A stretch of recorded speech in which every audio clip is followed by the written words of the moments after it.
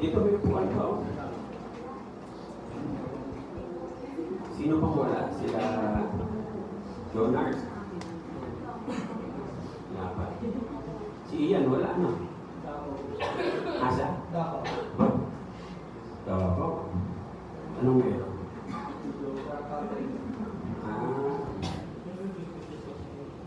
Salamat sa Panginoon. Tayo po ay manalangin. Dakilang Diyos, aming Amang Hari, makapangyayari sa lahat, kami po ay nagpupuli, lumuluwalhati, dumadakila at sumasamba sa inyong kapanagbanalang pangalan. Salamat Ama sa araw nito na kayo po ang nagkaloob upang kami po ay makapagtipon at makapag-awitan ng mga papuri at pasasalamat sa inyo at makinig ng mensahe mo, Panginoon, na kung saan tinutuloy niyo po ang aming mga buhay para po sa isang buhay na ganap, sagana at kasiyasiya.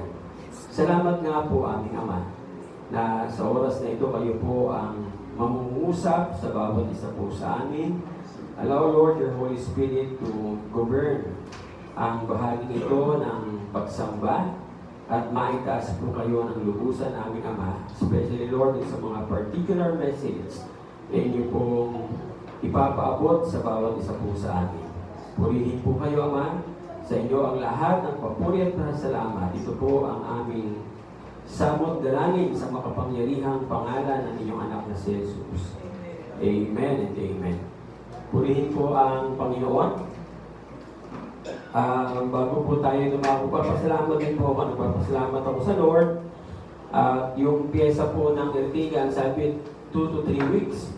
Pero kahapon, minessage ako ng Suzuki, andyan na raw. No? So, purihin ang Panginoon. So, ibig sabihin, pwede na siya ng major na ayos, hindi general. No? Major lang. Kasi puro general eh, kaya na Brother BJ. So, sa akin, major. At salamat din sa Panginoon sa, yun, nililinis na tayo sa church. Inaayos na tayo. Kasi namin mga malalaking blessings na ipagkakalob sa atin ng Panginoon. At habang inaaral ko nga po yung mensahe ngayon, talagang malaking factor po yung living under doon sa guidance ng Panginoon, in line with Him, at deliberately na talagang lumalayo sa kasalanan. Kasi sabi nga, kahit sinong magulang, hindi niya pagpapalain ang anak niyang yung sumusuway. How much more ang ating Panginoon? Kaya sabi ko, Lord, salamat dahil yung mga transactions na ito, matutuloy na po ito, Panginoon. No? At salamat din sa Panginoon, yung mga former JIL pastors na umalis na sila doon sa JIL at sila po ay excited sa seminar sa March 8. Kingdom Seminar. Gusto po nilang matuto. Ang kagandahan po doon, dahil lahat sila ay mga pastor, may 50 po sila eh. Yun pa lang po yung initial, meron para magbababaan galing ng norte. So, excited sila. Kami naman excited din dahil mga pastor na sila, madali na silang pahayuin para mag-seminar about Kingdom Gospel. So sila na lang ang pupunta doon sa norte, hindi na kami yung aakyat pa papuntang, kasi may mga manggagaling ng Isabela, Benguet, saan pa yung ibang manggagaling? Parang may mga galing pa yata sa Apayao, mga ganyan, no? Kaya purihin po ang Lord. Nakikita namin yung minamadali ng Panginoon na may preach ang gospel of the kingdom. Mukhang talagang, kahit nga po yung araw, nagugulat tayo, ang bilis eh. Parang minamadali na ng Panginoon na dahil sobrang sama ng mundo, kaliwat kanan ang pagkuha ng bata, no? Kahapon may nakita ko sa Facebook, nilagay lang sa box yung bata, pinitbit, at nagmamakaawa yung magulang, ibalik yung anak nila. Bumili lang sila ng sa tindahan, iiwan lang yung anak sa bahay nila. Pagbalik nila, wala na. Kung tingnan sa CCTV, may lumabas na lalaki na may dalang box, ayun yung anak nila. Kaya sabi ko, Panginoon, bumalik na po kayo talaga. Kaya yung atin pong aaralin, no, yung isa sa pinaka-importanting principle sa kaharian po ng Panginoon. Di ba yung inaaral natin, and all these things shall be added unto you. Ito po yung principle ng addition. No? Paano i-add sa atin ng Panginoon. Naalala ko nung bago kami mag-start ng seminar sa Virgindale, may nakausap akong isang pastor na sumama din doon sa seminar, hikap ng hikap. Sabi ko, ba't ka hikap ng hikap? Parang puyat na puyat ka. Galing po ako ng trabaho. Ano trabaho mo? Call center. Oh. Tapos, pastor ka din. Opo. Sabi ko, paano kang namamahinga? Minsan-minsan, nagpapahinga pag may oras, pag may time. Naku, sabi kong gano'n. Sa ganyang klase ng buhay na meron ka, baka ako, isang araw, mamamahinga ka na. Tuloy-tuloy na. Actually, yung itsura niya, tinanong ko yung edad niya, nasa ano pa lang siya, 32. Pero ang mukha niya, parang na siya mga 60 anyos. Talagang sobrang bago na galing siya ng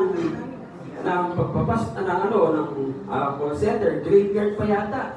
Kaya siya naka-attend doon sa seminar. Tapos sabi niya, meron pa po akong isa pang trabaho. Kakulay mo namang trabaho, bakit? Kailangan po para po matustusan ang ministry. Sabi ko, tama ang pagdalo mo dito. Maiintindihan mo paano maglingkod sa Diyos at ang Diyos ang mag-provide para sa iyo. Kaya nga pagkatapos na po ng seminar, siya po ay tuwang-tuwa. No?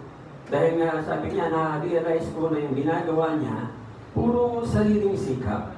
Akala niya ganun yung ministry. Kasi nasundan niyang pastor, ganun din. Ang naituro, ako din naman, yung mga nasundan mong pastor mo, ganun din eh. Kaya nga na-involve ako noon sa mga networking, insurance, no? Lahat yata ng seminar ng insurance, pinuntahan ko para magkaroon lang ng mga extra income. Only to finally realize when I study about the kingdom of God, mali pala lahat. Ito po nakakalungkot na realidad.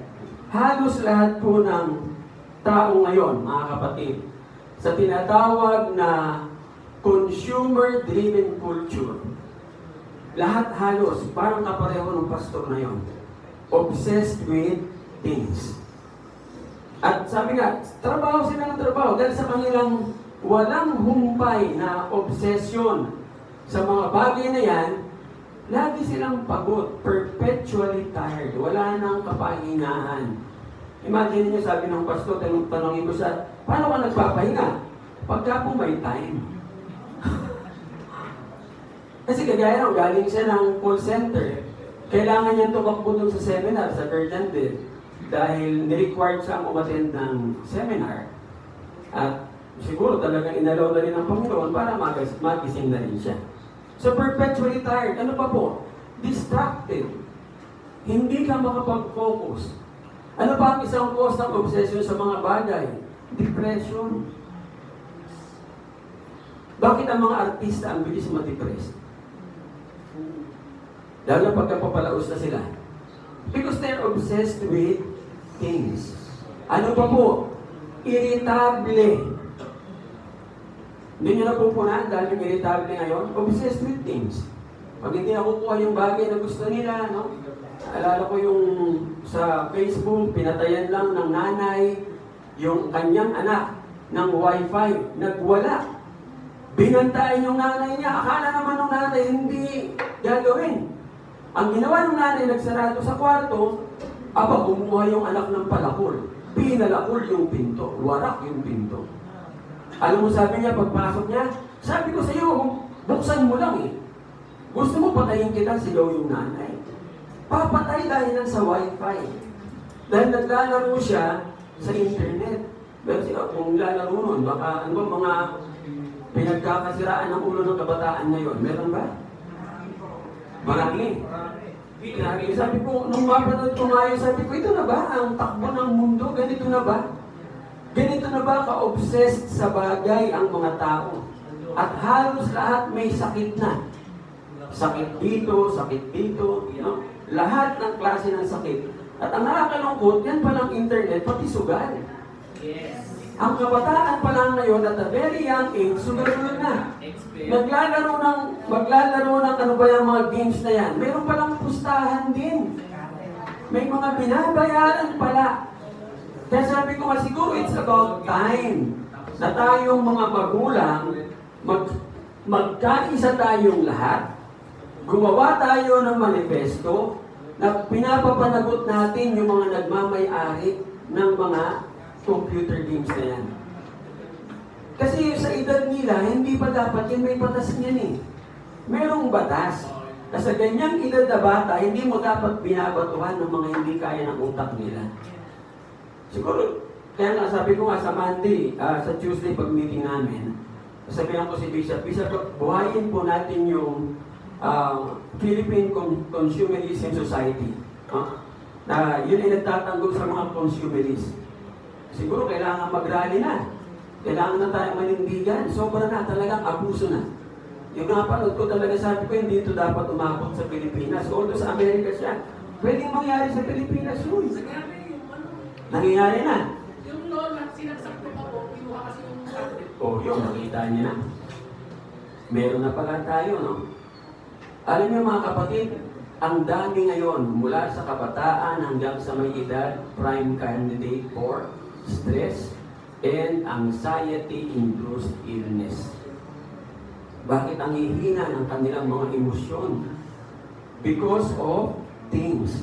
Tandaan natin yung pursuit sa mga bagay, napaka-detrimental sa health niyan, lalo na dito, sa utak. Subukan niyo sa bahay na lang. Yung isa nabigyan ng bagong, sabihin natin nabigyan ng bagong sapatos. Tapos yung isa hindi nabigyan. Makikita nyo kaagad yung parang magkakaroon ng hindi magandang relasyon. Dahil saan? Kasi yung isa meron, yung isa wala. At lahat sila sa bahay ng mga kabataan, talagang they are longing for something in their lives. Kasi yun na po yung naituro po sa atin eh. Ang naituro na po sa atin ay kailangan natin ang mga bagay na to. Pag wala yung mga bagay na yan, hindi tayo mabubuhay. Tingnan nyo ano ang mas importante? Yung mga tanim sa bukid o yung Lamborghini? Di ba? Kasi may Lamborghini. Okay, may Lamborghini ka, wala ka namang nakakain. Paano na? Nakita nyo paano twinist ng mundo. Di ba? Nasira yung ating konsepto ng pinaka-importante sa lahat. Dahil sa mga bagay ngayon, mga kapatid, sabi nga, yung mga things na supposed na pupunta sa atin. Kasi sabi ng Panginoon, seek first the kingdom of God and His righteousness, and all these things shall be added unto you. Hindi mo sila pupuntahan. Itong mga bagay ang pupunta sa atin kung namumuhay tayo sa tinatawag na natural course of living our lives according to the design of God. Pero dahil hindi natin ginagawa, ano po ang nangyayari sa buhay natin ngayon? Ultimong mga pastor, adik sa tupad, adik sa akap. No? Mga pastor na walang ginawa, magmi-meeting, anong pag-uusapan? Sino ang mamimigay ngayon na politiko? Imagine po ninyo. Nakakalungkot, nagsiseminar sa Mindoro, nagkakagulo sa likod, ang pinag-uusapan, mayroong akap ba yun o yakap? Akap, no? At mga nakaset. Sabi ko, ano ba yun? Ako, nagsasalita ako sa harap. Ano ba ako yun? Bakit nagkakagulo sa likod? Sabi nung nasa harap, kasi po meron po ngayong distribution ng akap. Ganun ba? Yung ba ang Diyos nyo? Ay, di pinanatang ko silang lahat. Kako nakakahiya kayo. May mga politiko dun sa harap. Ito ka mga politiko ang Diyos ninyo.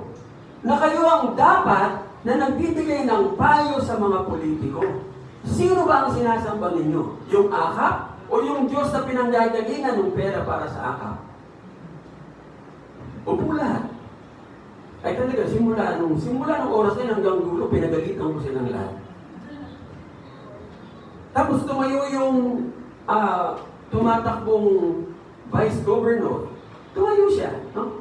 Saan tama po si Bishop? Parang napupuna ko po sa ating probinsya, ang mga pastor hindi na po nananalangin.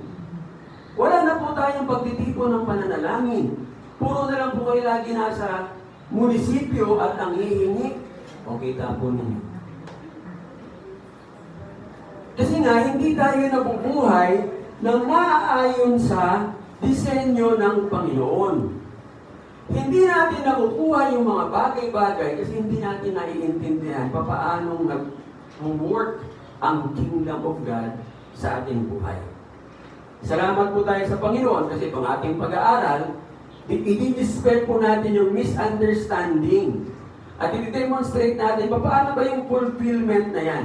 Nung tinatawag na all these things shall be added unto you.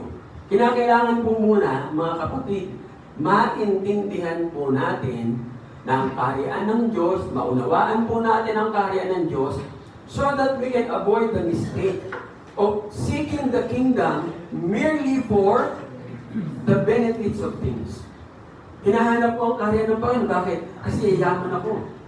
Ay di mag-ano na lang po tayo, magmaharishi na lang tayo. Diba? Yung mga, di ba, mga maharishi, yung mga Hindu, yung mga positive thinking, no? Magising mo sa umaga, dapat positive. Para daw ma-invite mo yung... Hindi ganun ang sinasabi ng Panginoon. Ang sinasabi ng Panginoon, pagharian ka ng kanyang kaharian. Kasi mga kapatid, the kingdom of God is not a tool.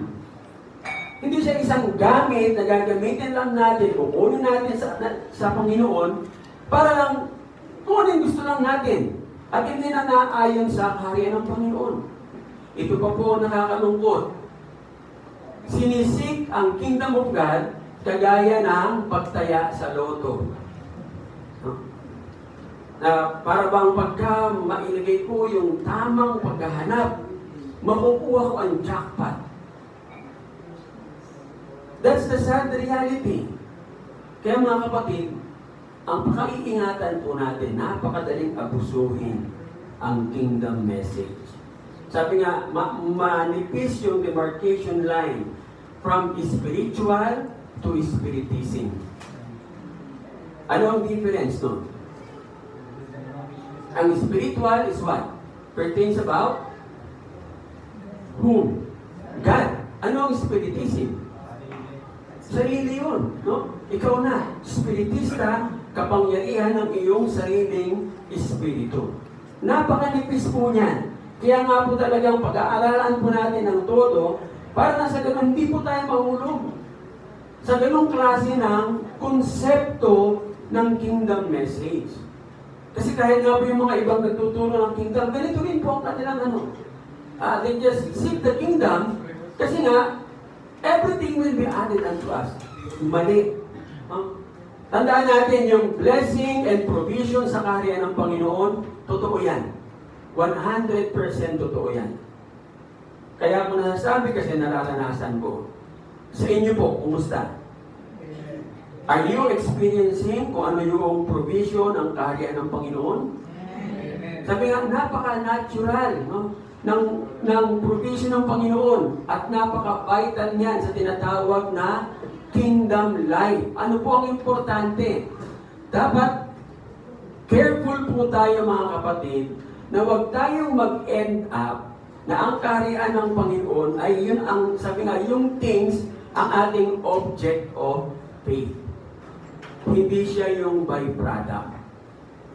Dapat yung things ay byproduct nung ating pagsik ng kaharian ng Panginoon at ng kanyang katuwiran at nang sa ganun lahat-lahat idadagdag po sa atin. Ito po yung ating tinatawag na kingdom principle of addition.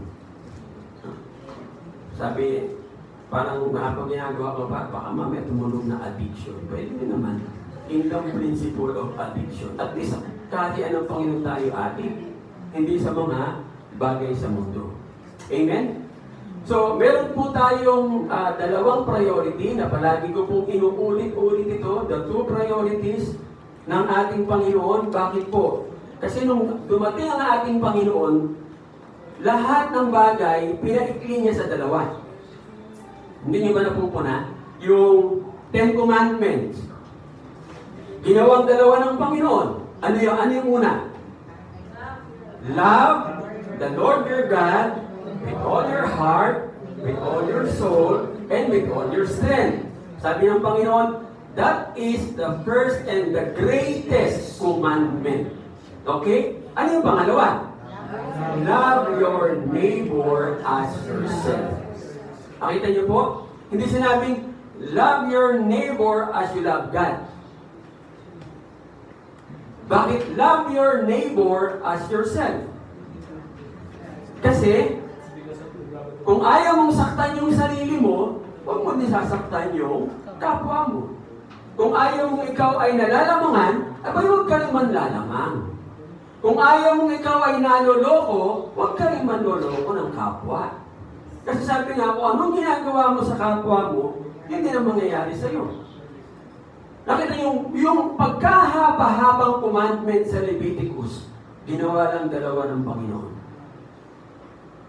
Tapos pagdating sa pagpasok ng blessing, paano sila ang lalapit sa atin, hindi tayo lalapit sa kanila, ginawa rin dalawa ng Panginoon.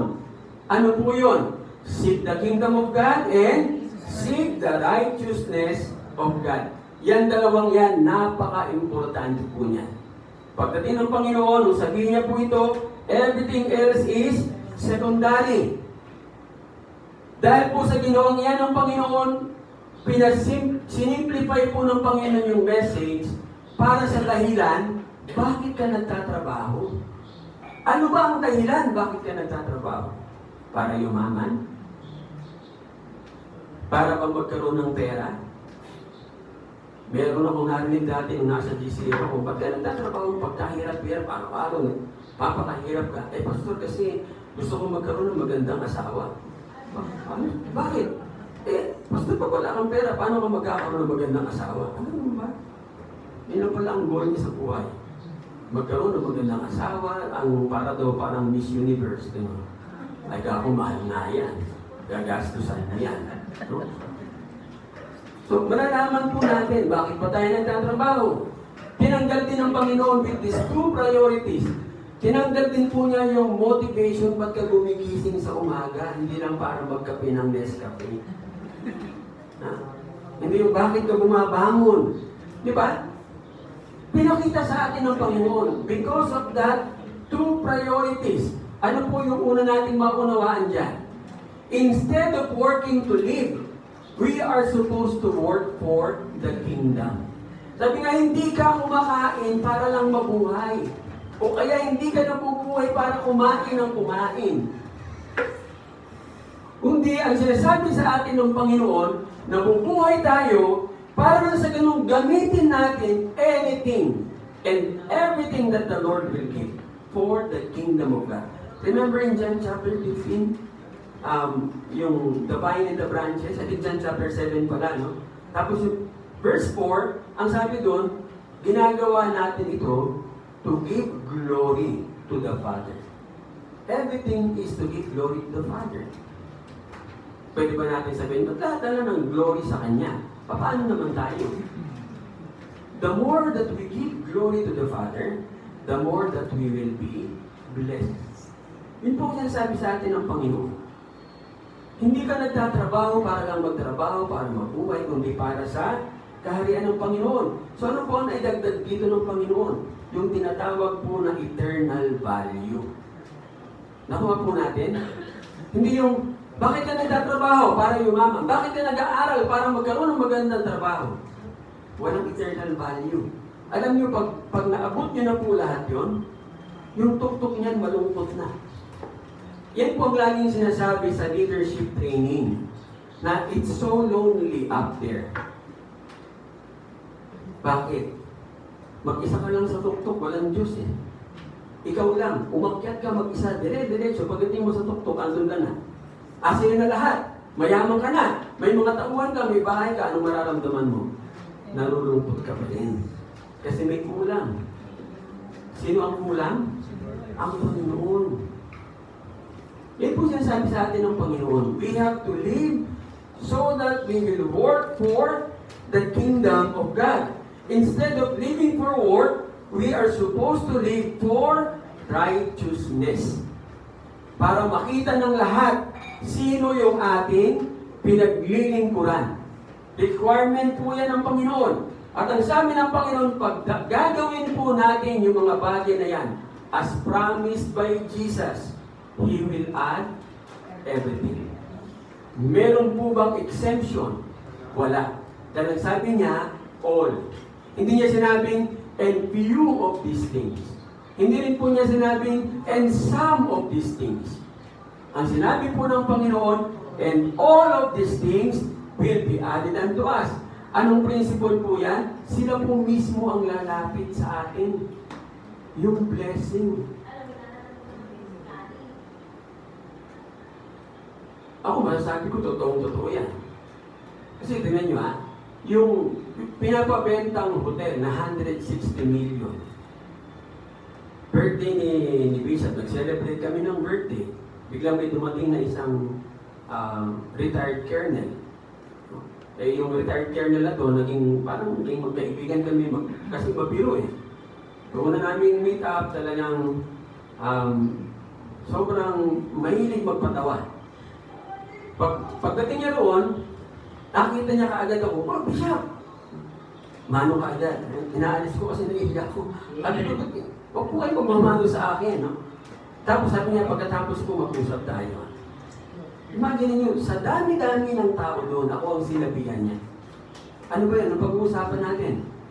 Nilatag niya. Kumpleto po ako ng papeles. Ito po ay rush, pinapabenta. Pag meron kayong buyer, bibigyan ko kayo ng... So yung katiwala ng Irish na nagmamayari ng hotel sa Clarkview. Hinanap ko ba yun? Hindi. Nagpunta ako dun sa lugar para sa celebration ng birthday. Pero yung things had been added unto us. Why? Because I was seeking the kingdom. Kaya sabi ko, Panginoon, kung ano man yung mga nagiging balakid, kayo na po ang mag-alis para magtuloy-tuloy na po ito, Panginoon. Marami po yan eh. Saan kapila pa po yan? Na lumalapit, pero parang, kumbaga sa imbundo, may nakabara sa ilalim. Kailangan matanggal yun. Kaya sabi ko sa Panginoon, kung ano man yan, Panginoon, kung sino man, Lord, kayo po ang mag-aalis. Dahil sabi ko sa Panginoon, itong blessing, Lord, hindi po ito para sa akin lang, para sa church. Actually, ang isang desire ko nga, yung church doon sa Cavite, mapa-extend na siya. No? At itong lugar na ito, mabili natin sa biyaya ng Panginoon. Is it impossible? No. Ano sabi rito? Seek first the kingdom of God and His righteousness. Ang tawag po natin dyan ay kingdom way of thinking and living. Yung wala kang gagawin sa buhay mo kung hindi to seek the kingdom, live for the kingdom, know the culture of the kingdom, ano yung gusto ng hari ng kaharian, at mamuhay ng naaayon sa hari, at ang sabi ng Panginoon, lahat idadagdag sa iyo. Ito po ang mabigat nating problema. Tayo po ngayon ay nakaprogram sa mga concern ng ating sarili. Kaya hirap na hirap po tayong kumambyo mula sa pagiging concern sa kung ano yung kailangan mo, papunta sa tinatawag na kingdom way of thinking and living. Ultimo na nga lang mga pastor, ang hirap pa kambyo rin eh. Imagine nyo, nagsiserve sa Panginoon. Pero hindi po nila makuha yung konsepto na kailangang hanapin mo ang kaharian ng Diyos, pagharian ka ng Panginoon, mamuhay ayon sa katuwiran ng Panginoon, at lahat-lahat idadagdag sa iyo. Kaya sabi ko, kung hindi kayo mamumuhay ng ayon sa pagiging matuwid ng Panginoon, mga naglilingkod kayo sa Panginoon, pauuwiin niya kayo. Ang dami ko na po nakitang pinauwi ng Panginoon. At ang nakakalungkot minsan, pag-uwi, lumalabas yung mga skandalo. Nakakalungkot. Kilalang kilala, nagbibigay ng mga seminar, tapos all of a sudden, biglang boom, namatay. Biglaan po, namamatay. Tapos, nabuksan yung mga cellphone. Naku po, yung mga skandalo sa cellphone. mga kilalang mga naglilingkod ko. Kaya sabi ko, hindi ubra yung ganung uri ng paglilingkod sa Lord dahil siya ang may-ari ng ministry. Kumbaga kami, ano lang po kami dito, katiwala. Kaya dapat sabi ko nga sa kanila, huwag tayong maging mga katiwaldas. Dahil pinagkatiwalaan tayo ng Panginoon. Kaya nga po mga kapatid, kinakailangang baguhin natin yung programa ng ating kaisipan. Kasi tandaan natin, ang ating Panginoon, base sa Matthew 6:33, gustong-gustong isupply lahat-lahat ng pangangailangan natin. Yun nga lang, as long as we insist on taking charge of ourselves, ang kamay ng Panginoon nakatali. Bakit po? Hindi siya pwede makialam sa buhay natin. Sabi nga, man without God, he cannot. Diba? But God without man, he will not. Hindi kikilos ang Panginoon nang walang intervention natin. Bakit kumilos ang Panginoon ng pandemic? Na biglang natigil ang pandemic. Nag-intervene tayo. Remember, wala tayong tigil sa kaka-fasting. Kung hindi natin ginawa yun, sasabihin natin, ano ba ang ating halaga? Kakaunti lang tayo. Hindi nga po yan sa paramihan eh. Ang sabi nga sa 2 Chronicles 7:14, if my people, yung people lang niya. Hindi niya sinabi yung buong mundo.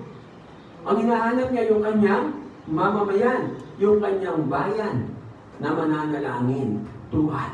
To humble themselves. So hanggat ganun po ang ating pag-iisip mga kapatid, kailanman hindi makakagalaw ang Panginoon. Kasi hindi siya kikilos. Kailangan merong mag-i-intervene. Kailangan merong mag-i-intercede. Kailangan merong magsasabi, Panginoon, dumating na po ang kaharian mo. Maghari na po kayo dito sa lupa. Kagaya ng paghahari mo po sa langit. Na dapat lagi natin ipinapanalangin, Panginoon, pagharian mo ang aming pamilya. Pagharian mo ang aming mga anak. Pagharian mo, Panginoon, ang aking isipan. Kasi itong utak na ito, kontrolado ng mundo. At ang mga cellphone, napakatindi niyan. Mag-usap lang kayo, magkwentuhan lang kayo tungkol sa hamburger. Sunod ng bukas ang cellphone, puro hamburger. Hindi ba rin yung napupunan? No? Ganyan siya nakaprogram. Magkwentuhan lang kayo. Nagkwento nga lang kami ni Ana ng medyas eh. Alam, may naisip lang ko. Pagbukas ko ng gano'n, medyas. Sabi ko talagang si Satanas, napakagaling. Dinig niya tayo pagka nag-uusap. Kaya nga, pagka nagkukwentuhan, dapat alisin natin yung mga cellphone natin. Kasi, ano siya eh, lahat ng klase ng temptation gagawin niya sa atin. Nai-intercept niya. Ano yata yung mga yan eh. Parang ang tawag dyan, yung spy. Okay? So, base po sa ating pinag-aralan, so far, ang kingdom principle of addition operates on obedience. Obedience po, no? Kailangan po tayong sumunod. Ano pong ibig sabihin ng obedience? Ang ibig sabihin lang po niyan, faithful observance of kingdom law and clean living. Yung binasa po natin kanina, na Deuteronomy 30:8 to 10, tingnan yung pagkakasabi po dyan ng Panginoon. You will again obey the Lord and follow all His commands I am giving you today. Then the Lord your God will make you most prosperous in all the work of your hands and in the fruit of your womb, the young of your livestock and the crops of your land. Tingnan yung sumunod na ano, yung may mga, yung color na, the Lord will again, no? Delight in you and make you prosperous, just as He delighted in your fathers. If you obey the Lord your God and keep His commands and decrees that are written in this book of the law. Remember sa Deuteronomy 28 na binabasa natin palagi, kung susundin ko lamang. Ito din po yung sinasabi nito, mga kapatid. Kasi sa panahon na to, yung mga Israelites, tatawid na sila sa Jordan River. For 40 years, nagpaikot-ikot sila, lakad sila ng lakad sa ilang. Pero ang hindi nila nakita, yung protection ng Lord sa kanila. Na kahit 40 taon silang naglalakad, hindi man lang nasira yung mga sandalyas nila. Yung mga damit nila, hindi man lang naggula-gulanit. 40 years nasa bilaran ka, imposibleng hindi magpulit-pulit ang damit mo. Pero hindi sila thankful. Kaya anong ginawa ng Panginoon? Alam niyo kung talagang titingnan niyo, mula doon sa Egypt, papunta sa Israel, siguro 2 araw, 3 araw na lakad, kuha nila. Eh bakit 40 years? Na pinaglakad sila ng Diyos. Ano bang ginawa ng Diyos sa kanila? Pinurify sila ng Panginoon. Yung mga matatanda na mga walang hiya, no? Sabi nga mga magulang na nanggugulang, pinatay lahat ng Panginoon. May mga natirang may mga edad, kagaya nila Moses, nila Joshua, kasi maayos yung kanilang pamumuhay. They were living in line with God. Kasama silang tumawid doon sa Jordan River. Actually, pati yata si Moses, tama, pati si Moses namatay na. No? Ano ba kasalanan ni Moses? Bakit siya namatay? Remember dun sa stone? Ano sabi ng Panginoon sa kanya? Magsalita ka lang. Anong ginawa ni Moses? Hinampas niya sa galit. Sa inis. Obedience, di ba? Ano nangyari sa kanya? Disobedience. So sabi ng Panginoon, dahil sa ginawa mo, matatanaw mo na lang ang lupang pangako. Ang hirap nun, di ba? Ang dami ng blessing na ibibigay ng Panginoon, because of your disobedience, mababalitaan mo na lang na, ang laki ng tinanggap na blessing ng PMCC, nakikibalita ka na lang. Natatanaw mo na lang, hindi mo mararanasan. Why? Because of disobedience. Ito ang sinasabi ng Panginoon sa atin. Sumunod lang tayo, napakasimple na sinasabi ng Lord. Yun nga lang, ang pinakamahirap na aspeto sa pagsunod ay nag-ooperate ka ng ini-insist mo, you are in charge, not God. Dapat siya yung, sabi nga, dapat si Jesus ang tsuper ng buhay. Sa kanya ka sumakay, di ba? Ang gasolina, panghabang buhay. Oh. Di ba? Ano yung tsuper na yan? Patungong langit. Yung isang tsuper, saan papunta? Papuntang impyerno. Eh, mas malaki yun. Ang dala-dala nun, mga malalaking bus. Si Jesus ang dala, jeep, na yung wheelies pa, maikli. Kasi kakaunti ang nakakasumpong sa matuwid na daan. So mga kapatid, yan po ang sinasabi sa atin ng Panginoon. So, ano po ba itong passage na ito na pinapaliwanag po sa atin ng Lord? Ang sinasabi po dyan, yung may pangako ang Panginoon kay Moses na nire-renew niya ngayon doon sa mga tatawid sa Jordan River. Ang sinasabi niya, ang Panginoon will again delight in you. So, nirenew ng Lord yung mga promises niya na gagawin silang prosperous. Saan daw? Sa kanilang trabaho, sa kanilang family, pati sa kanilang ani. Noong panahon noon, ang sukatan ng kayamanan, dami ng ani. Kaya yun ang sinasabi dito ng salita ng Panginoon. So, in short, ang sinasabi ng Panginoon sa kanila, God will provide everything. Ano lang gagawin? Obey. Kung susundin ko lamang. Sabi nga, ano ang stipulation ng ating Panginoon? What is stipulation? Nga pala. Ano ang stipulation? Ha? Pinag-usapan? Contract? Ano pa? Pinag-agrihan? No? So, in a sense, pag sinabing stipulation, yung requirement. So, anong stipulation sa ating Panginoon? Obey His command. And then, love Him wholeheartedly. Nasubukan niyo na bang magsabi sa Panginoon sa umaga ng I love you wholeheartedly? Ha? Ano naramdaman niyo? Ano yung sense po ninyo? Ako yun, ang unang-una kong sinasabi sa Lord bago ako mag-pray. Hindi ako agad nagsasabi ng Panginoon, pahingi po. Ang unang-una ko pong sasabihin sa Kanya, Father in heaven, I love you. At nilalamnam ko po yun pag sinabi kong I love you. Hindi ko I love you. I love you. At nararamdaman ko po yung presence ng Panginoon.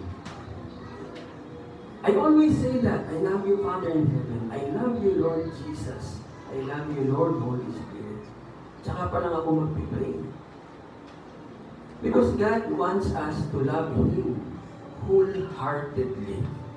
Yan ang po ang requirement niya. Yan po yung stipulation ng ating Panginoon. And I do believe that same stipulation, yan din po ang nag-a-apply sa atin ngayon.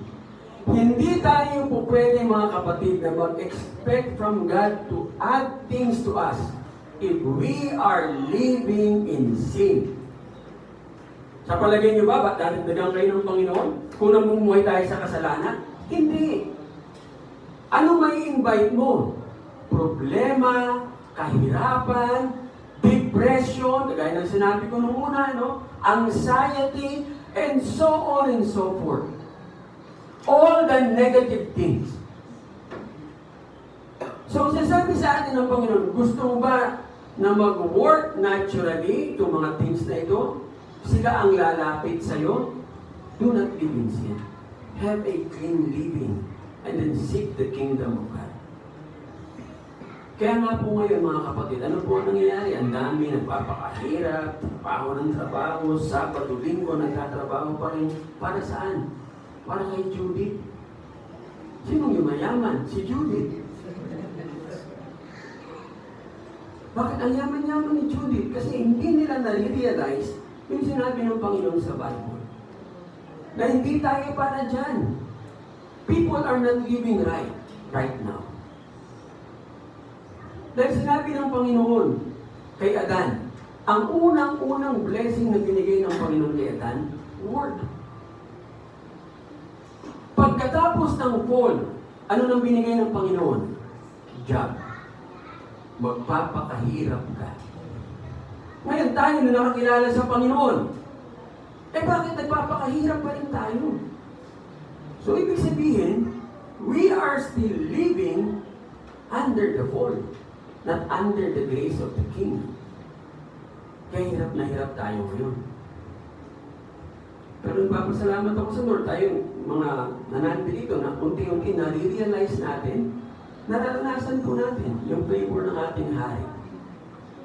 Bigla ka na lang makakatanggap ng bonus, biglang merong naisasaratong mga transactions, no? Biglang bumabaha. Na nagpipray ka, Panginoon, marami pong kliyente, babaha, ang daming binahang sasakyan. Sa kanila ay hindi yun maayos, pero sa iyo ay blessing. No? Natural things coming to us. Ang sasabi ng Panginoon, just live in alignment. Huwag po tayong mamuhay out of alignment with God's government. Tandaan natin, mga kapatid, yung rewards of the kingdom of God, yan po ang parte ng Panginoon. Yung right living, yan po yung parte natin. Amen? Maliwanag po ba? Ito po ay partnership. Hindi po pwedeng sabihin natin, Panginoon, sa biyaya mo, naiintindihan mo, kahit ako nagkakasala, Lord, sa biyaya mo, ay, huwag niyong gamitin na excuse ang grace. Ha? Totoo yun, sa biyaya niya tayo nabubuhay. But do not use grace as an excuse para gawin mo yung kasalanan mo. Panginoon, sa biyaya mo, naintindihan mong bakla ako, ha? Biyaya yun. Ha? Hindi yung biyaya ng Panginoon. Yun ay gawa-gawa mo lang. Yan dalawang yan ang na-abuse natin. Kingdom of God and the grace of God. To the point na gumagawa tayo ng mali, tapos gagamitin natin, may biyaya ang Panginoon. Siguro hindi biyaya, ang bibigay si buwaya. Lalamunin ka ng buwaya. Kaya nga po, mga kapatid, base po dito sa ating pag-aaral, worship alone is not enough, neither is praying. Kasi maraming sumasamba, maraming nananalangin, pero hirap ang buhay. Laging nasa church, talaga namang walang absent, pero hirap ang buhay. Bakit? Ano bang sabi sa 2 Chronicles 7:14 po yan, no? Naging 17. 2 Chronicles 7:14, sino pong may Bible? Wala pa din, hindi na ang Bible, no? Kabisado? O sige, yan. Ano, maganda, sister. If my people which are called by my name shall humble themselves and pray and seek my face and turn from their wicked ways, Then, then I will hear from heaven and will heal them. will forgive their sins and heal. Kita po ninyo? Paano? Ang ganda, di ba? Ang ganda po niyan. Bakit po? I-remind tayo nun eh. Na prayer and worship alone is not enough. Kasi bago dumating yung prayer, ano sabi ng Panginoon? If my people, ano munang gagawin? Shall humble themselves. Ano ba ang humbling? Humbling means fasting and clean living. Yan po ang ibig sabihin ng humbling. Tapos ano sumunod? Shall humble themselves and pray and then turn from their wicked ways. Nakita niyo kung gaano katindi yung clean living. Nauna, gumit na yung prayer, sinandwich. Yung prayer, sinandwich ng clean living. Mahirap pong kumain ng burger lang. No? Yung patty lang, kailangan i-sandwich. Pero may mga nakakakain din yan. May kasama ko. So yun po sinasabi sa atin ng Panginoon. Ganon din po sa Revelation 21:27. Sinabi rin dyan na hindi makakarating sa kaharian ng Panginoon, hindi makakapasok yung mga sinungaling, namumuhay ng hindi matuwid, mga immoral, and so on and so forth. Clean living pa din. Mula Old Testament hanggang New Testament, requirement ng Panginoon ang clean living. Huwag niyo sabihin sa akin na grace na tayo ngayon. Remember nung sabi ng Panginoon sa Matthew chapter 5, hindi ako naparito para i-destroy ang law. I came here to fulfill the law. Kaya yung mga nagtuturo na hindi na natin kailangan yung book of law, ano sabi ng Panginoon? They are called least in the kingdom of heaven. Huwag na tayo sumunod dun. Doon tayo sa pagtuturo ng kaharian ng Panginoon. So ano pong sinasabi sa atin yan mga kapatid? Right living means making a deliberate break with sin. May sinabi sa Ephesians 4:27, do not give the devil a foothold. Huwag mong bigyan ng pagkakataon sa Satanas.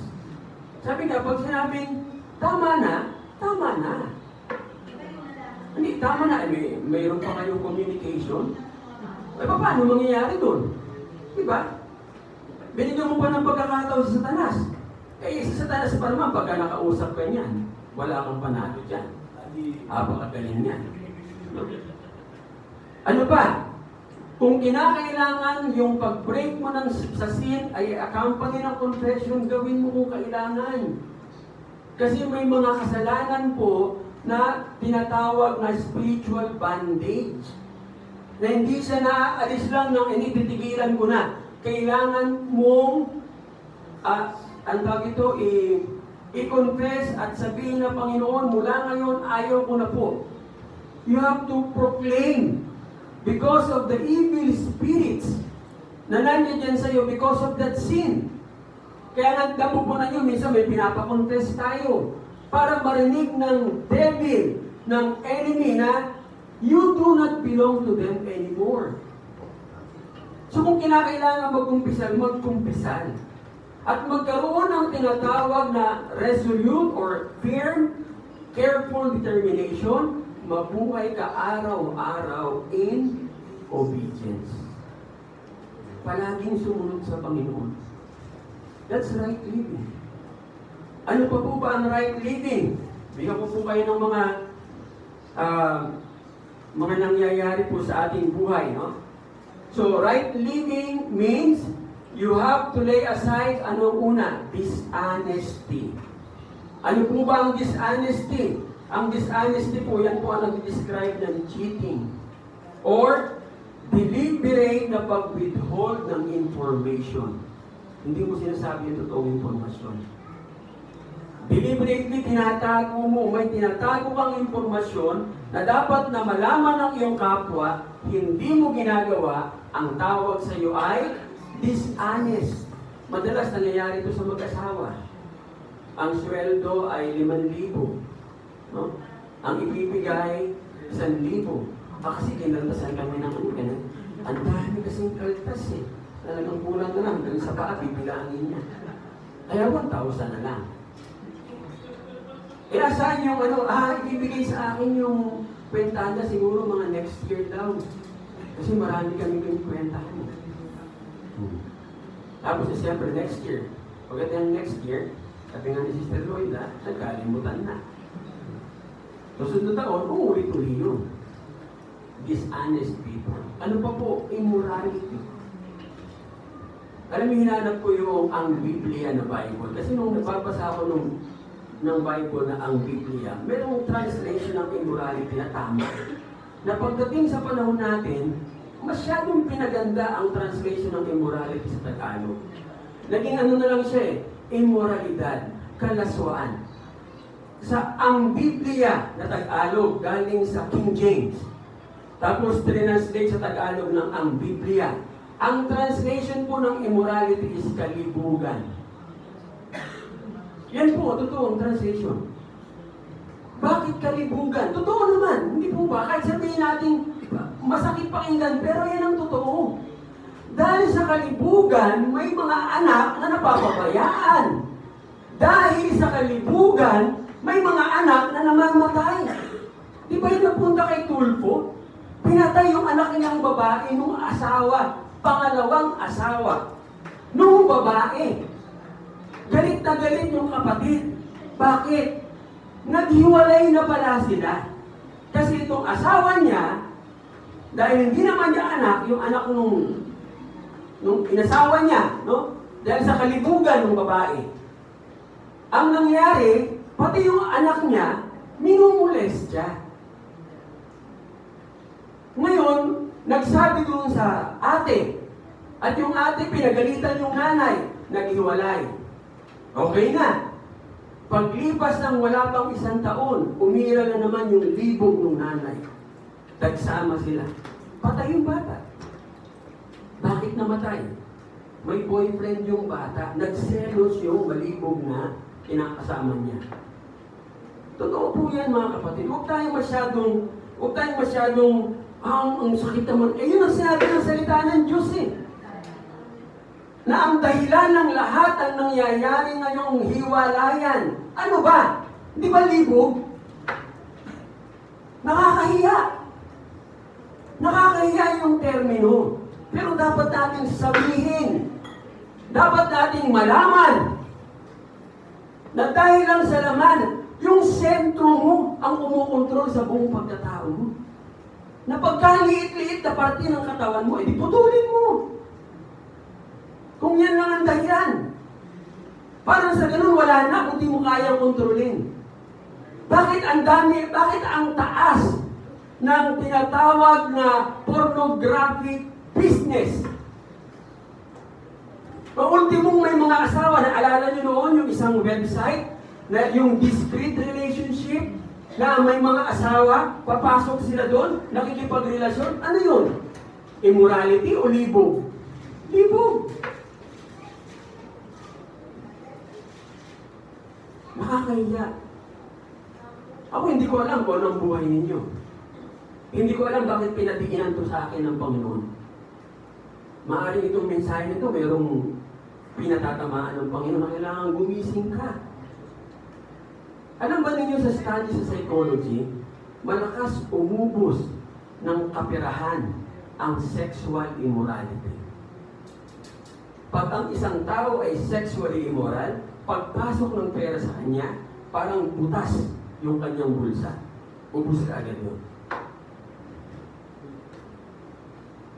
Sabi nga, bakit ang mga inchik ang bilis yumaman? Tingnan niyo ang buhay ng mga inchik kung malilibog sila. Kagaya ng Pilipino.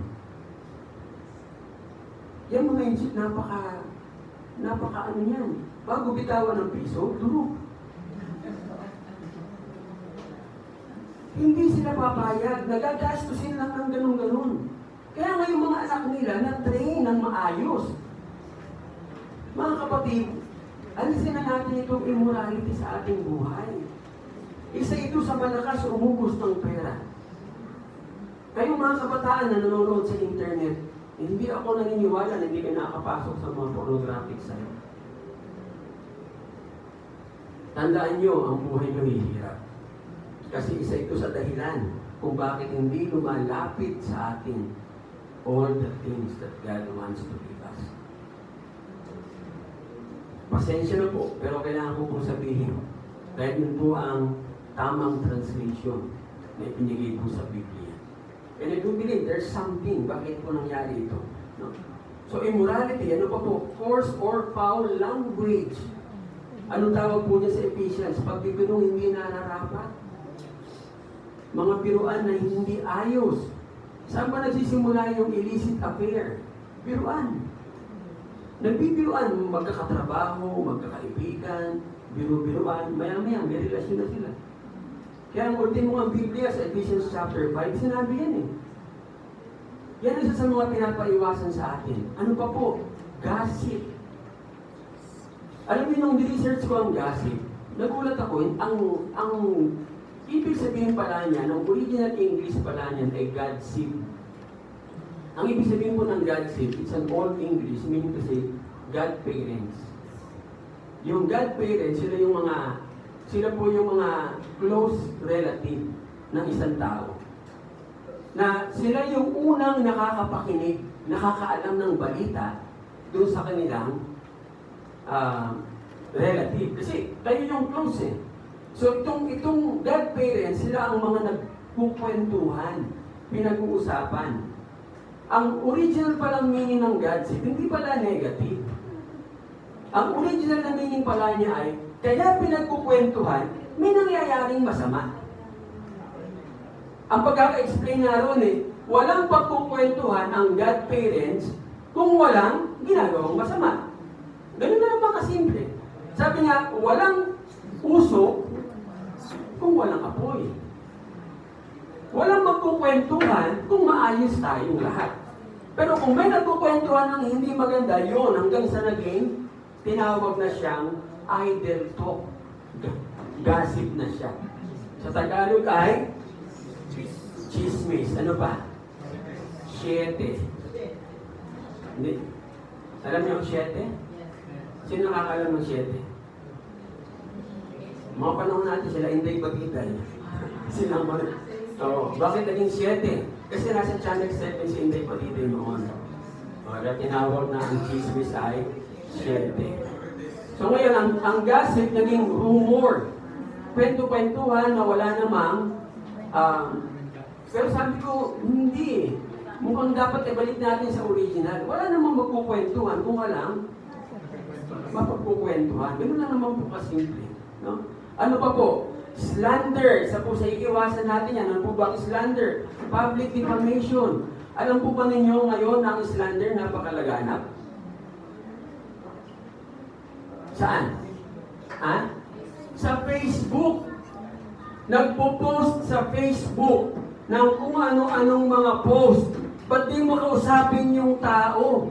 Kasi nagpaparingginan kayo sa nagpapasaringan pala, hindi nagpapasaringan sa Facebook. Buong mundo na nakikiusyoso sa inyo. Slander, ayaw ng Panginoon yan. Hindi ka aasenso. Actually, pag pinost mo pa nga sa Facebook, delikado pa yan eh. Bakit? Pwede pa yan maging libel yan, cyberbullying. Minsan sabi ko nga, mga Pilipino hindi nag-iisip. Ebidensya sa'yo yan. Pinost mo sa Facebook, kinuha ng picture, dinimanda ka, ginamit yun, tapos ka na. Eh kami nga, kung sa grupo namin, no, pagka mayroong pagagalitan, ha? Si Bishop hindi siya nagme-message, tatawagan niya, tsaka niya pagagalitan. Kasi pag minessage mo na pinapagalitan, may pruweba. Pinagalitan po ako ni Bishop, kaya po ako nagkaganito. Oh. Yari ka ngayon. Kaya ingat kayo. Huwag kayong gagamit sa Facebook at mapopost kayo, i-slander niyo ang iba. Kasi it can be used against you. Tingnan ninyo, sa halip na lalapit sa iyo ang all these things, lalayo. Dahil nadimanda ka, ano nangyari? Gastos ka ngayon ng gastos. At ang pinakamatindi, pag live year, magkano mga usapan dyan? Ang alam ko, pag live year, pinakamababa, 2 million ang hinihingi. Pinakamababa yun, ha? Kaya nga maabot yan ng 10 million, di ba? Umupunan nyo, demanda ng live year, 20 million ang hinihingi. Eh kasi paninirang puri yun. Slander. Ano pa po? Backbiting. Alam niyo doon sa Psalm chapter 5, sinabi po doon, sino ang makakaakyat sa templo ng Panginoon? Binanggit lahat, tapos sino ang hindi makakaakyat? Ang isa sa sinabing hindi makakaakyat, backbiting. Ano ba ang backbiting? Ano ang backbiting? Ha? Pinag-uusapan pag wala yung tao. Di ba? Sabi nga, pag wala yung tao, inuulam. No? Oo, siyang pulutan. O si, kung nakwento ko nga kahapon yan, ako, nagkukwento kami ni Bishop Mike. Si Edward pala, inuulam doon sa kanilang church. Pinag-uusapan. Kami nila nakakalangihan. Kaya sabi niya, Pastor, huwag mong papupuntahin dito si Edward. Bakit? Pinupulutan niya dito. Pinag-uusapan. No? Eh, siguro baka positibong negatibo, ewan ko. Pero hindi maganda yun. Diba? Yung tinatawag na backbiting. Ano pa po? Backstabbing. Anong kaibahan ng dalawa? Yung backbiting at saka backstabbing, anong difference? Yung isa,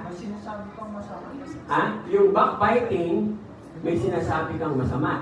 Yung backstabbing, sinisiraan mo na, inaatake mo na yung taong yun, wala dun sa lugar, in a deceitful manner.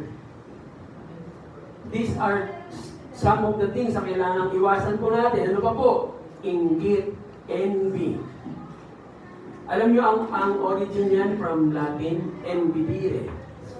Natas ginawang envy. Ang ano pong ibig sabihin ng envidire? On look.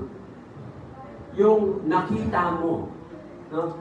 Sa nakita mo, doon ka nainggit. So, ibig sabihin, pag sinabing envy, may nakita ka sa kapwa mo na gusto mong sa'yo din, tapos nainggit ka. So, sama, pag sinabi kong envy, hindi pa po yan sobrang tindi na. Kasi, for example, pwede nyo gamitin sa kanila na, you know, I envy you kasi ikaw ay nakakatulog ng Sabado at Linggo. Ako hindi. Kaya naiinggit ako sa'yo. Negative ba? May negative sense pero parang hindi ganun katindi. Pero ang matindi po, mga kapatid, yung jealousy. Siguro alam niya na. Hindi ko na kailangan paliwanag yan. Talenta mo ni Mia, bakit niya?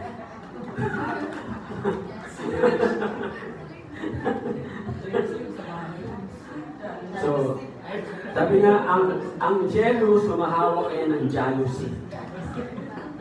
At pag hinampas ka ng jealousy, putol. So, yan po, no? Alam niyo ang Greek word ng jealousy? Ha? Gelato. Gelato ice cream yun. Ha? Magugulat kayo. Salitang Pilipino rin. Iba nga lang pagkakaspell. Zealous. Ang una ay Z. Sa atin, S. No? So, zealous. Yan. Sa Greek, kung sinabing, oy, nag-zealous yan. So, pagka namali kayo ng pronounce, ba't ganyan ang pronounce? Oy, Greek ako. So, jealousy, ano pa po? Pride, no? Isa pa po yan sa dapat na, sabi nga ay, inaalis natin sa ating sarili yung pride. Ano ba ang pride? Ha? Ano ang pride? Binanggit ko na kanina. Ang pride ay, meron tayo yan against God, kaya hindi tayo tumatanggap ng all these things that be added unto us. Because we insist that we take charge of ourselves. That is pride. Diba yung mga anak natin, anak, kaya ko na. Yabang, ang taas ng pride. Sabi nung pamangkin ko, umuwi ng bahay, o kumusta ang exam? Ang dali lang naman po. Kunik-kunik lang. Kunik-kunik lang daw. Paglabas ng exam, ano nangyari? Kunik-kunik din, sino? Hindi pa nga natatapos. Ang yabang-yabang na, mataas po ako kasi kunik-kunik lang naman. Pride, mga kapatid, ayaw ng Panginoon yan. Ano pa po? Selfish ambition.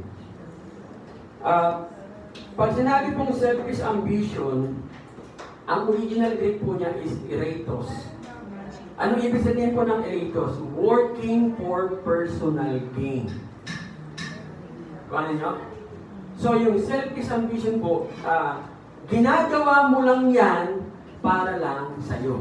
Kaya nga laging tinuturo ng Panginoon sa atin, the moment you are being blessed by God, it's not just for you. Ikaw ay channel of God's blessing. Kasi habang ganyan po ang ating pananaw, mas lalong dadami ang pasok ng biyaya. At ang unang-unang test ng channel of blessing ng Panginoon is what? Tithes. Tandaan ninyo, number 1 na test ng Lord yan.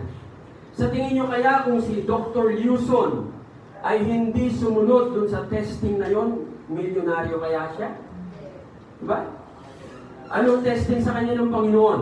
90%. Yung unang income niya. Dinare niya ang Lord eh. Kasi nung matutunan niya ang tithes, no?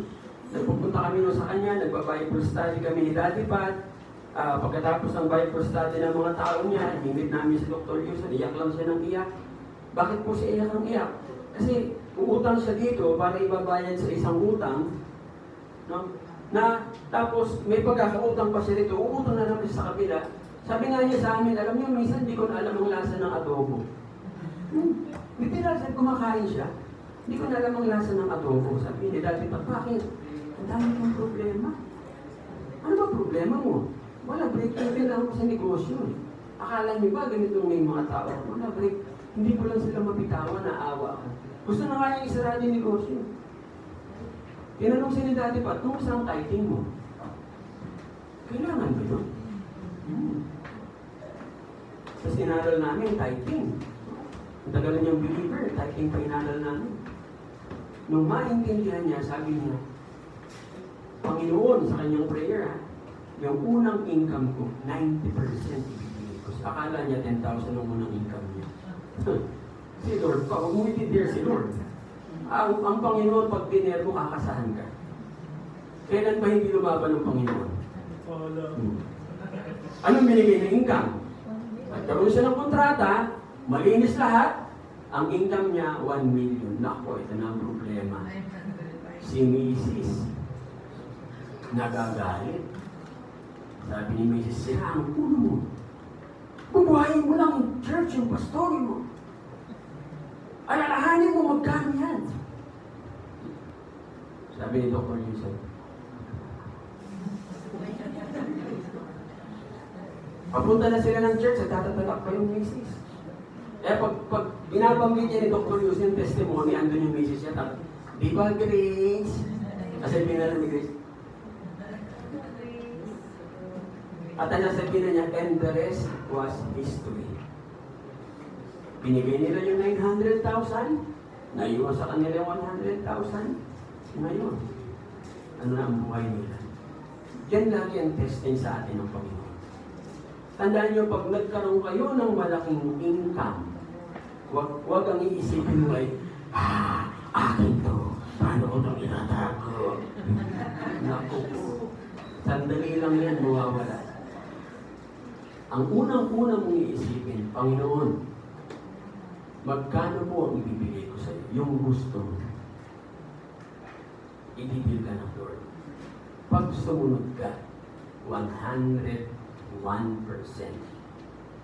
magkakaroon ng turnaround ng buhay. Ang dami pong testimony about tithing. Saan Caterva, ang lalaki ng business nila ngayon.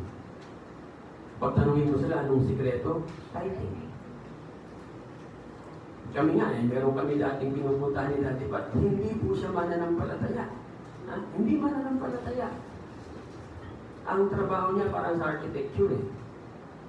Pagka-alis na kami, kasi hindi pa naman ako pastor noon eh. Ang trabaho na, wala yung ating, baka abutin naman ng alauna.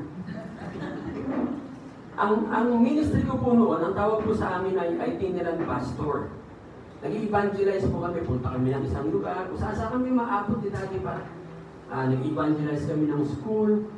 Tapos itong taong ito, parang nagit lang namin siya eh. Nakwento ni Dati pa yung ministry namin. Sabi niya, gusto ko mag-support. Tapos pinaliwanag sa kanya ni Dati pa yung tithing.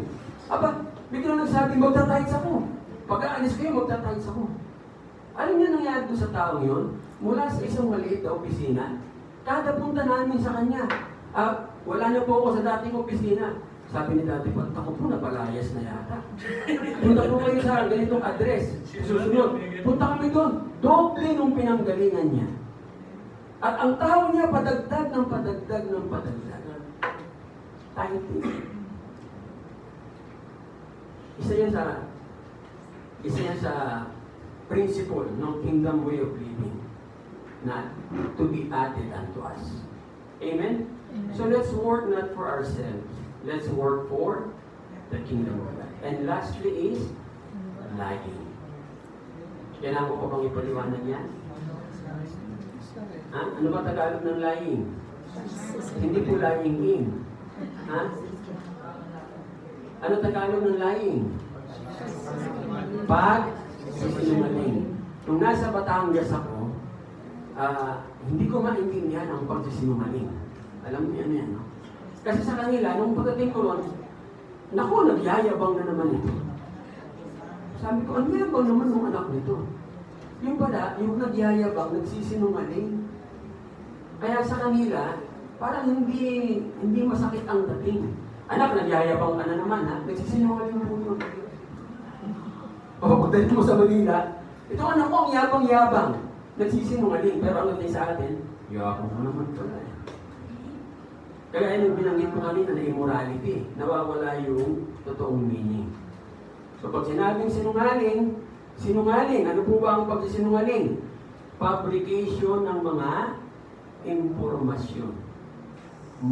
Magagaling mag-fabricate ng mga tinatawag na untruth information. Ito ang delikado. Alam niyo kung anong delikado? Pag sa kagagawa mo niyan, ay nagiging pathological liar ka. Sakit na po yan. Pag ikaw ay pathological liar na, hindi mo na alam ang pagsisinungaling sa pagsasalita ng totoo. Na-mix mo na po yun. So, hindi ka po pwedeng makausap ng maayos.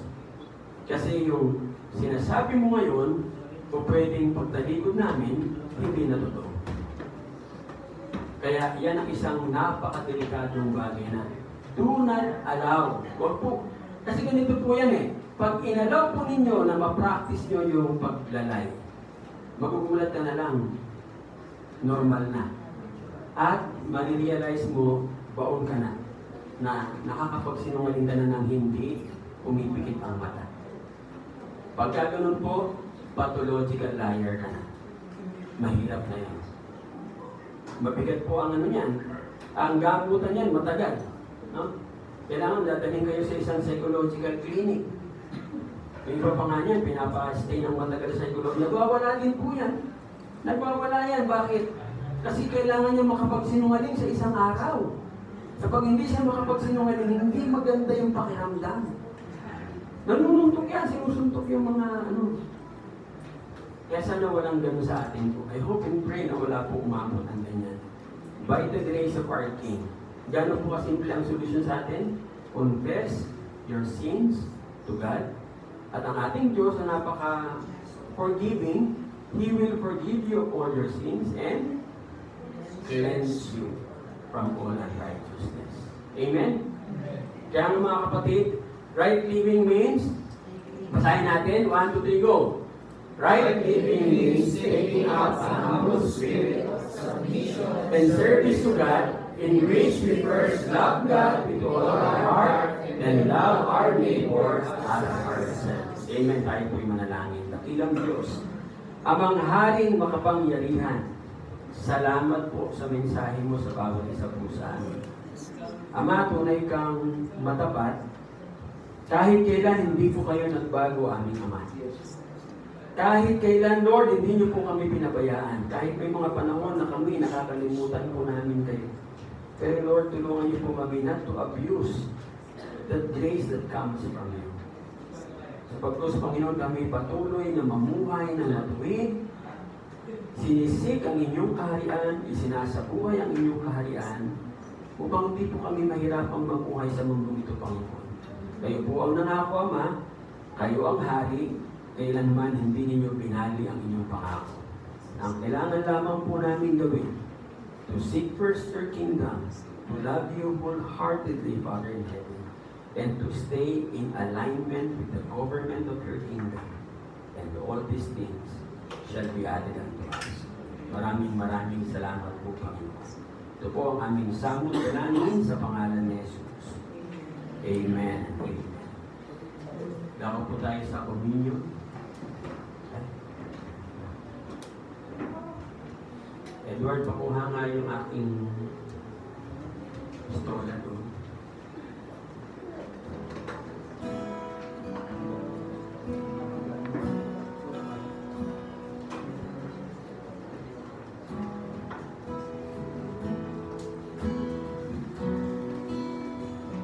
Tayo po'y manalangin. Let's bow our heads and come to the Lord in prayer.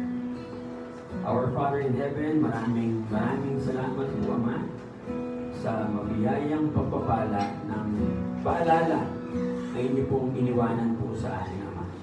Kung paano kami na inyong mga anak, kailanman hindi niyo po kami iniwang mga ulila. Bago sa Ama, binigyan niyo po kami ng mga elemento na magpapaalala po sa amin kung gaano kadakila ang inyong pamamahal sa pamamagitan ng pagpapadala ng inyong buktong na anak upang mamatay sa krus ng Kalbaryo para po sa kaligtasan namin lahat at sa kapahayagan ng inyong mabuting balita patungkol po sa inyong kaharian. Lord, isanctify niyo po ang mga convenient elements na ito. Gamitin niyo po, Panginoon, not just a memoir for us, Lord, but also, Lord, as an element for healing, physical healing, and spiritual healing. Ito po ang aming samot dalangin sa pangalan ni Jesus. Amen. Amen.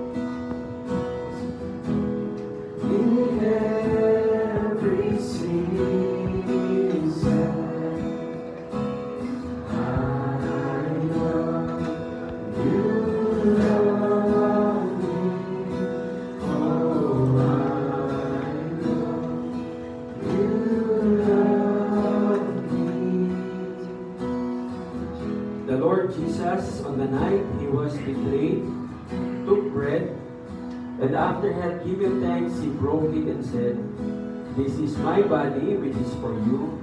Do this in remembrance of me."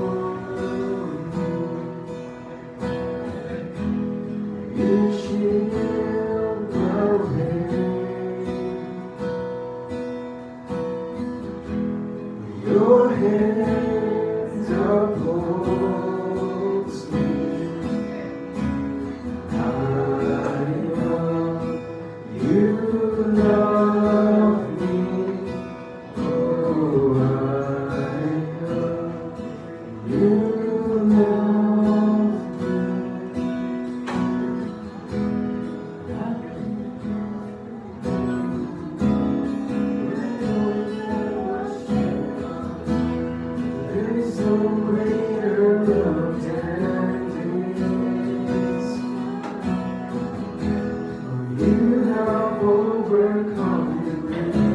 Your glory fills the highest place. What can separate me now?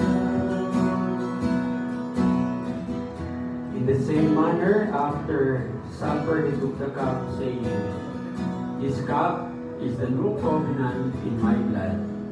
Do this whenever you drink it, in remembrance of me."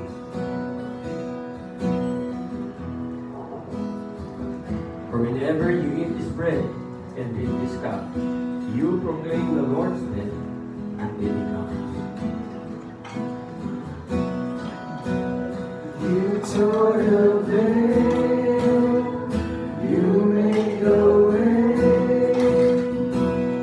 When you said it's done, you tore the veil, you made the way. When you said it's done.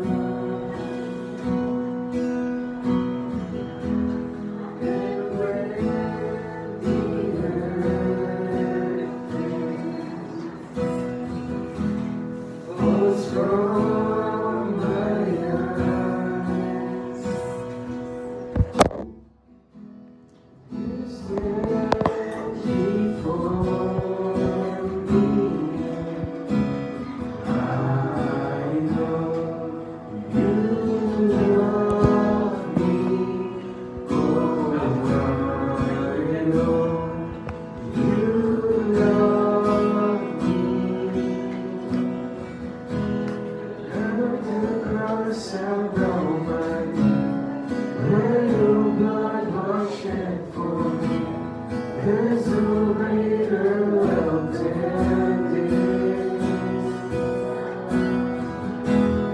You have overcome the grave. Your glory fills the highest place. What can separate me now?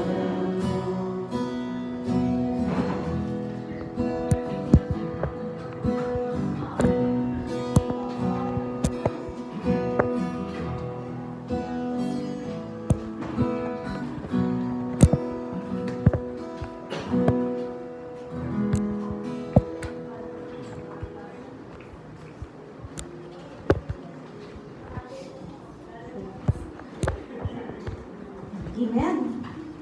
And salamat po sa Panginoon sa napakagandang mensahe. Magamat yun ang totoo, dapat nating sundin ang Panginoon. We need to learn God's kingdom way of thinking and living. And let's live every day in obedience by the law of God.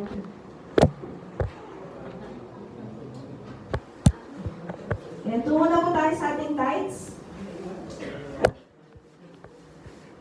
Kanina nabanggit ni Bishop na pagka pinagpapala tayo, ang first test na ginagawa ng Lord is tithes.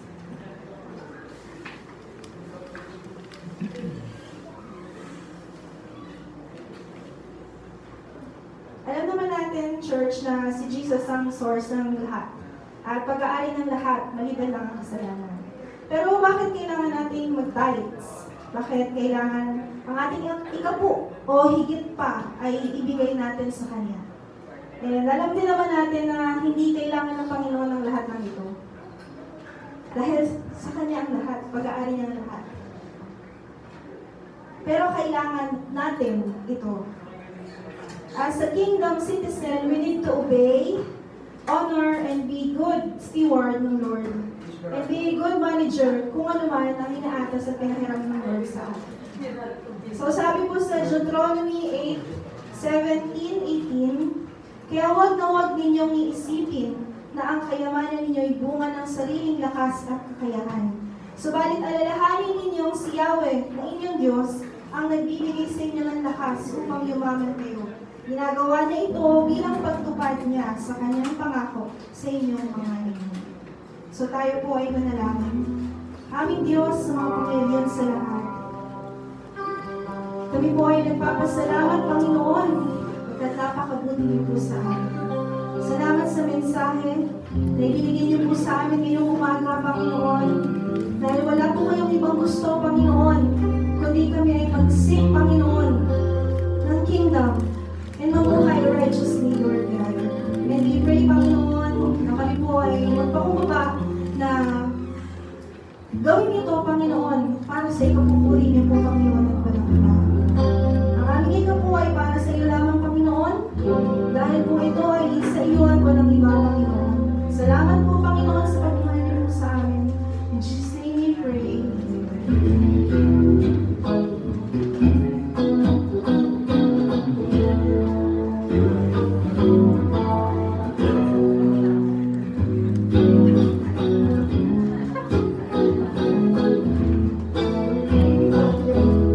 Ayun, meron din po tayo online through GCash. Yan. Pwede pong isend kay Mami A. Nandito na rin po sa harap number na pwede niyo pong sendan.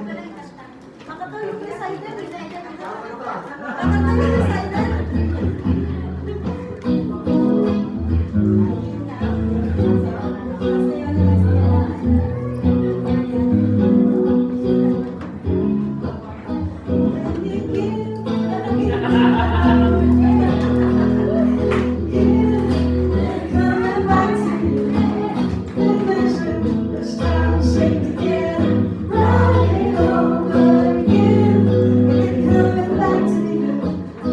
When you give, give to the Lord.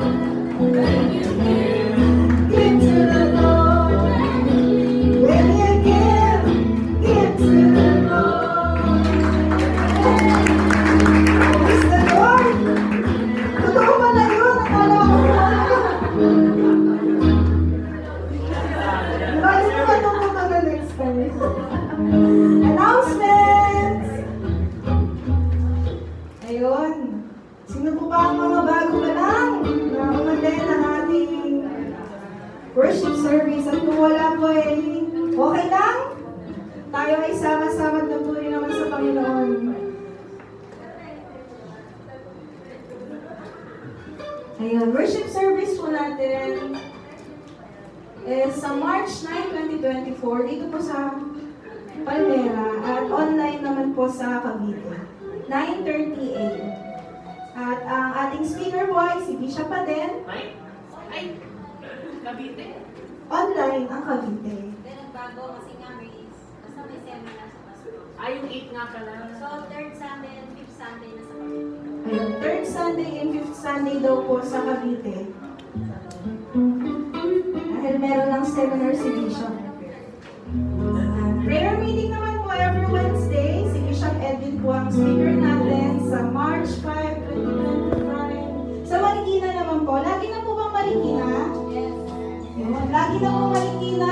7:30 p.m. Ayun, dawn prayer naman po natin every last Saturday of the month. Ayun, sa March 29 naman po at 4 a.m. po.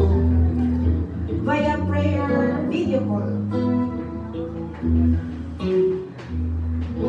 Bible reading by heart. Yan tayo po ay nasa season 209 na po. Sa biyaya ng Panginoon. Salamat, Lord. Sa pamamagitan ng kanyang salita tayo ay manabago. Thank you, Lord. And pastoral prayer naman po for the month of March. Wait. Yan, ang tatapos na si Ice, Thomas Almenario, si Brother Jarrell Norfolk, Taxonori, wow! March 9, March 16, si Brother Renz. Grabe naman yung picture ni Yard. Ang next naman po, March 23, si Ninong PJ Dorana. Mayor Benigno.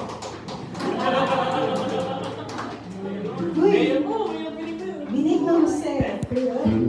Ang March 30 naman po ay si Ninong Sammy Norsho. Thank you, Lord. Worship presider po ng month of March. Ako po ngayon. And ang next po ay si Ninang Loida Salvador ng March 9. Si Teacher Rose Granada ng March 16. Si Ninang Edna Durana ng March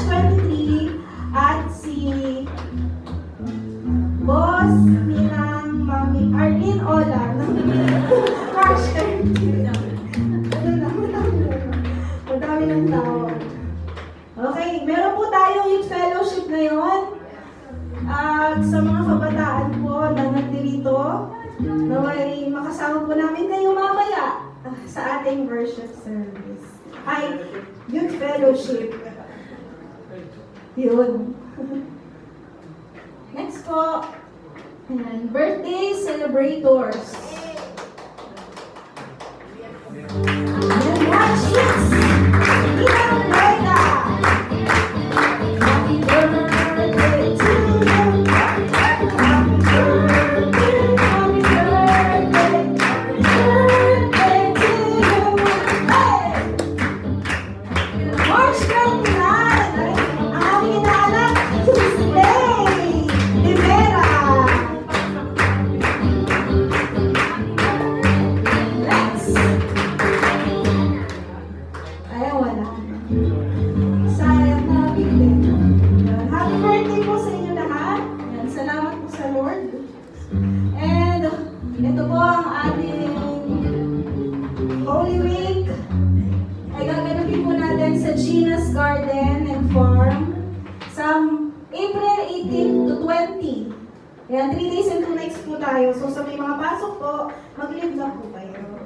Ahead. Para po makasama po kayo. So meron po tayong, ay, oo nga pala, wala pala talagang pasok. Hindi kasi yung susunod, no? Meron pa ito. Meron po tayong babayaran per head. So, 1,500 per head po. Yun, pwede po natin siya unti-untiin.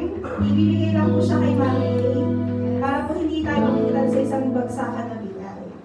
Ayun. Pwede po 100 weekly. Pwede din po 200, 500, gano'n. Depende po sa inyong kasya. Ayun. So, salamat po sa Panginoon sa gawain ito. Tinatawagan na po natin ang ating Bishop Ed para po sa ating benediction.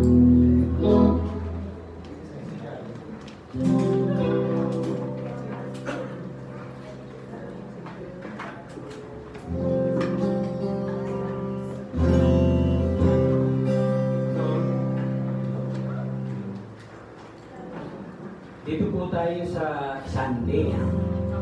Kasi po, Saturday, meron kaming seminar. Tansya ko, abutin kami na ng gabi.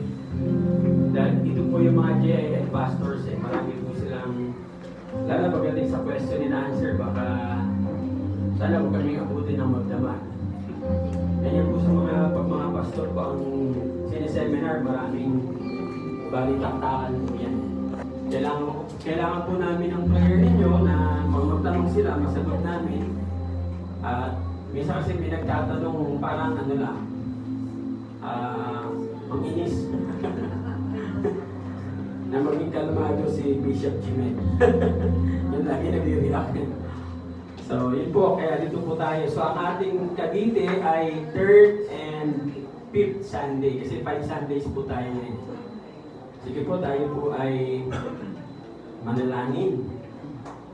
Dakilang Diyos, aming amangharing makapangyayari sa lahat. Salamat po sa gawain ito. Salamat sa presensya mo.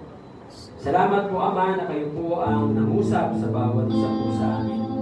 Sa pagtimo ng inyong mensahe, Panginoon, ito po aming may sa buhay upang magsimula na po namin maranasan yung sinasabi niyo po, Panginoon, sa inyong banal na kasulatan na ang lahat-lahat idadagdag niyo po sa amin, hindi po namin pagtatrabahuan, Panginoon. Hindi namin paghihirapan. Kung ito po ay favor ng inyong kingdom, as we seek your kingdom and your righteousness, and as you have promised everything, all in all shall be added unto us. Salamat nga po, aming Ama. Pagpalain niyo po ang bawat isa. May the Lord bless you and keep you. May the Lord make His face to shine upon you and be gracious to you. And may the Lord lift up His countenance upon you and give you peace now and forevermore. Amen and amen. Ang Diyos ang may pauwihan, Anak, Espiritong Banal, ng mga taong ilalang, at ng buong kalangitan.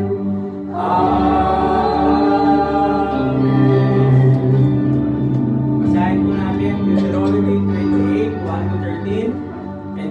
all of God's promises. 1, 2, 3, go. Kung susundin lamang natin si Yahweh na ating Diyos at matutuparin ang kanyang mga utos, gagawin niya tayong pinakadakila sa lahat ng mga bansa sa balat ng lupa. Mapapasa amin ang lahat ng mga kapamalang ito kung susundin ko ang Diyos kong si Yahweh. Pagpapalain niya ako sa aking mga bayan at sa aking mga bukid. Pagpapalain niya ako ng maraming anak, masaganang ani sa aking lupain at maraming nagkakang hayop. Pagpapalain niya ang baka ng aking inaling putin at ng mga pagkain na nagmula roon. Pagpapalain niya ako sa lahat ng aking gagawin. Ang mga kaaway na magtatangkal lumaban sa akin ay matatalo ko sa tulong ni Yahweh. Sasalakayin niya ako, ngunit pagkakanyakan niya sila sa pagtakas.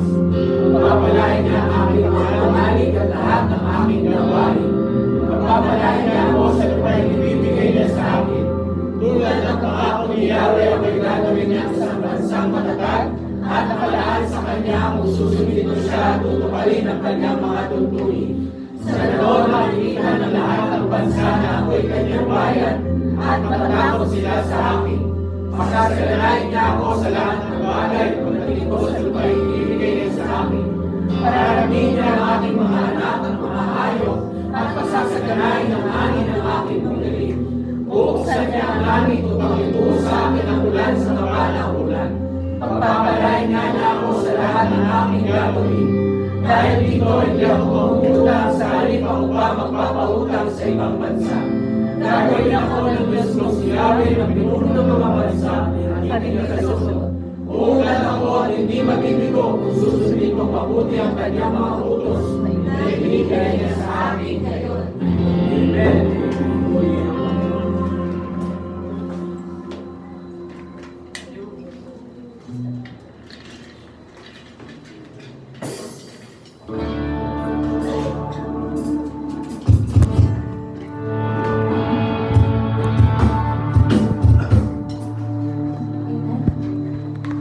Sabay-sabay po muna natin awitin ang ating panapos na awitin para sa ating Panginoon.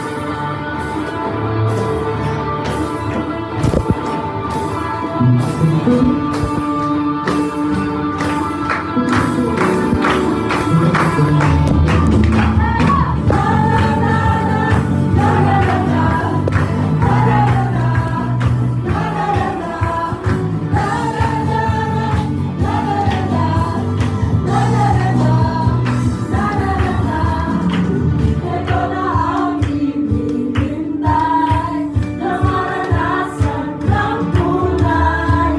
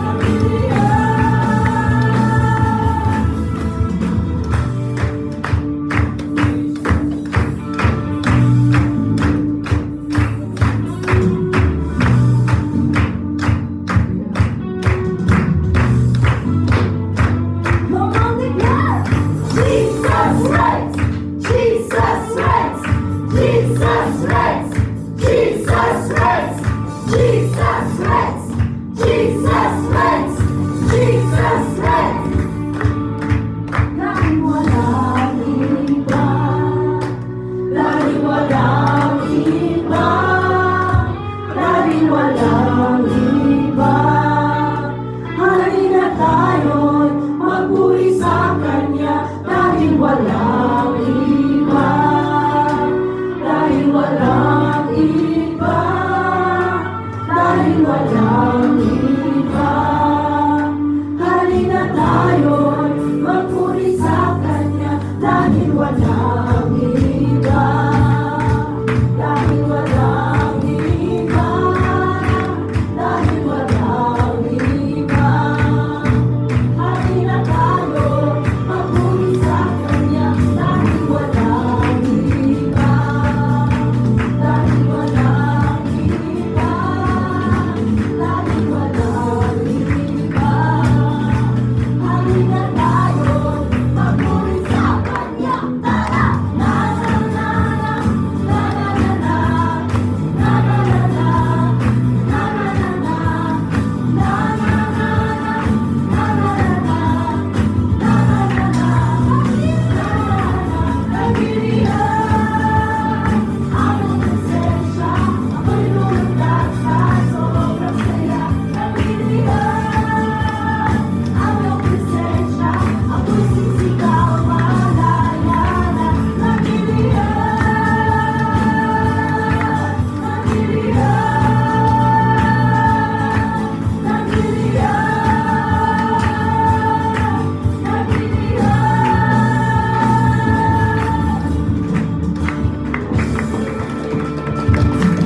God bless you all. See you all next Sunday.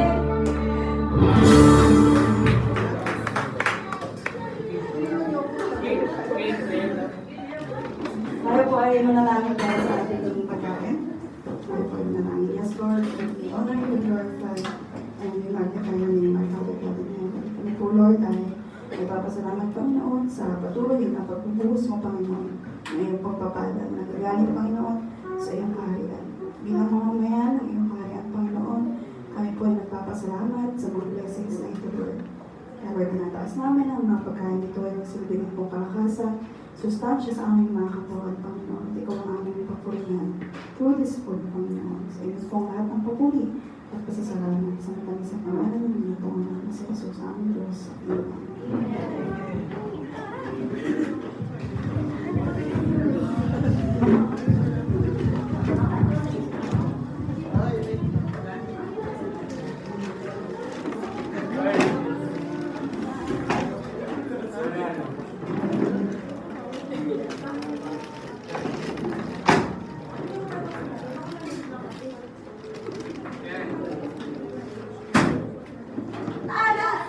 Parang boses, mamaya pa yan. May youth service, di ba? Paglilipit ka na, pangalik ka na siya. Ano ko? Wala mo Ha? Surprise! Alam mo yung lineup yan, yung ano?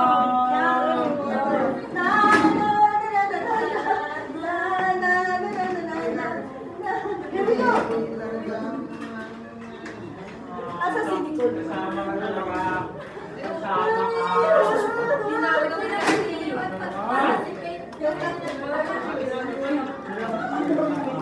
Akala ko ikaw yun!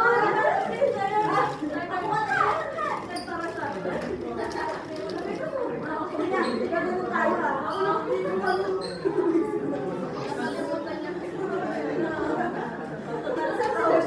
Tawagin si Iman.